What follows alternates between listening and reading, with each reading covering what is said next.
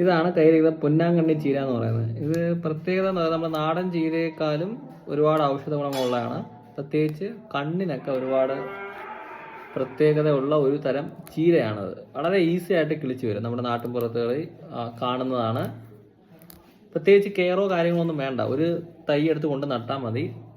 പെട്ടെന്ന് തന്നെ അത് കിളിച്ച് ഒരുപാടായിട്ട് വരും. പക്ഷേ ഒരു ചെറിയ കുഴപ്പമുള്ളതെന്ന് പറയുന്നത് ഇതിൻ്റെ ഇല മാത്രമേ നമുക്ക് കുക്ക് ചെയ്യാൻ പറ്റത്തുള്ളൂ. മറ്റത് ഭയങ്കര ഹാർഡാണ് സ്റ്റം. അപ്പോൾ കുക്ക് ചെയ്ത് കഴിഞ്ഞാൽ ഒരു എന്താ പറയുക, ഒരു ഭയങ്കര ഒരു ടേസ്റ്റ് ഉണ്ടാകത്തില്ല. അപ്പം ഇത് മാത്രം നമ്മൾ പറിച്ചെടുക്കണം. അതിൻ്റെ ചെറിയൊരു ബുദ്ധിമുട്ടുണ്ട്.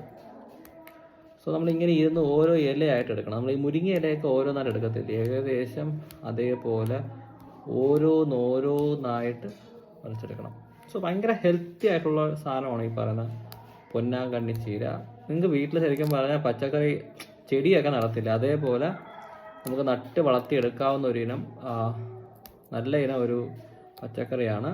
അന്യം നിന്ന് പോകുന്ന പച്ചക്കറി എന്നൊക്കെ വേണമെങ്കിൽ പറയാം. ഇന്നത്തെ കാലത്ത് അധികം ആൾക്കാർക്ക് ഇതിനെപ്പറ്റി വലിയ വിവരം കാണത്തില്ല. കാരണം ഇത് നമ്മൾ വാങ്ങുന്നത് തന്നെ ഇവിടെയുള്ള ഒരു നഴ്സറിയിൽ നിന്നാണ് നമ്മൾ ശരിക്കും പറഞ്ഞാൽ ഇത് വാങ്ങുന്നത്. ചുറ്റും അതും വളരെ അപ്രതീക്ഷിതമായിട്ട്. സോ നല്ല രീതിയിൽ കിളിക്കുന്നുണ്ട്. പ്രത്യേകിച്ച് വളപ്രയോഗം ഒന്നിൻ്റെ ആവശ്യമില്ല. പിന്നെ ഈ ഞാൻ പറയുന്ന കണക്ക് ആകെ ഉള്ളൊരു കുഴപ്പമെന്ന് പറയുമ്പം ഇത് എടുത്തു കഴിഞ്ഞാൽ പിന്നെ ഇങ്ങനെ ഇല ഓരോന്നായിട്ട് നോക്കി വൃത്തിയായിട്ട് നോക്കേണ്ടി വരും. ആ ഒരു പ്രശ്നം മാത്രമേ ഉള്ളൂ. സോ അത് കഴിഞ്ഞാൽ വേറെ പ്രശ്നങ്ങളൊന്നുമില്ല. സോ നിങ്ങൾക്ക് എവിടുന്ന് സാധനം കിട്ടുമെന്ന് പറഞ്ഞാൽ ഒന്നെങ്കിൽ അടുത്തുള്ള നഴ്സറി, ഏതെങ്കിലും നല്ല നഴ്സറി, അത്യാവശ്യം വിപുലമായ ഒരു നഴ്സറി പോയി അന്വേഷിച്ച് കഴിഞ്ഞാൽ സാധനം കിട്ടും. അല്ലാന്നുണ്ടെങ്കിൽ അവർ തന്നെ ഒപ്പിച്ച് തരും. ഈ കൊല്ലം മേഖലയിലൊക്കെ ഉണ്ടെന്നാണ് എൻ്റെ ഒരു ധാരണ. അത്യാവശ്യം എല്ലാവരുടെ വീട്ടിലും കാണുമായിരിക്കും, നമുക്ക് അറിയാത്തതുകൊണ്ടാണ് ശരിക്കും പറഞ്ഞാൽ.